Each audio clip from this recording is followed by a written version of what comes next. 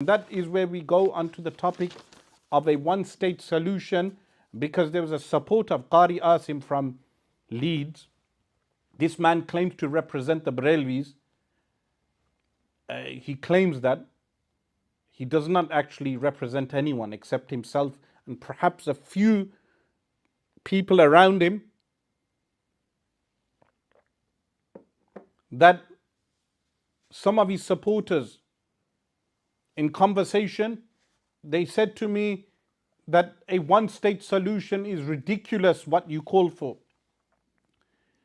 This is because these people do not understand what one-state solution entails. They do not even understand the historical process, what is referred to as the peace process. But Zionism, the three things I will say to every Muslim is: number one, we are anti-Zionism, we call for the dismantling of Zionism.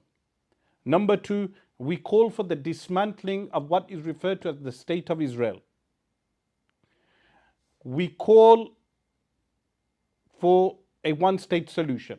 So the common counter-argument is, how can you, out of Palestine, call for a one-state solution when the Palestinians themselves have agreed to a one-state solution? This is in reference to Yasser Arafat and the Oslo Accords in the early 1990s.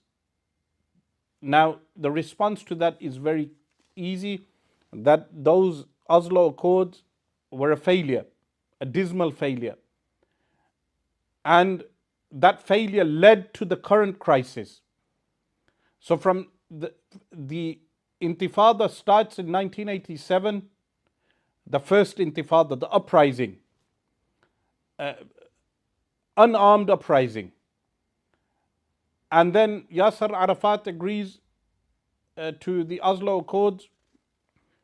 And then what happens from that time into the presidential era of Bill Clinton, the Palestinians lose over 40,000 acres of land, up to 2000. Then from 2000, the second Intifada starts. Many people did not take note of it after 9/11, but from 2000 to 2005, there was the second Intifada. The Jewish occupation did not want peace with the Palestinians.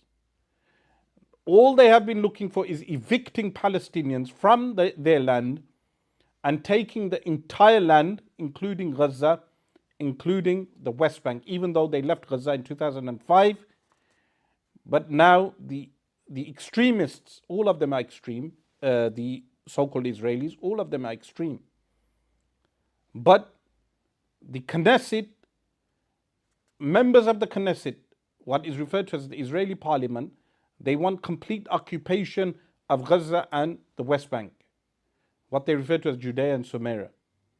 So the peace process and the two-state solution, which Erdogan always mentions, two-state solution, the peace process, and does not address the issues in Palestine.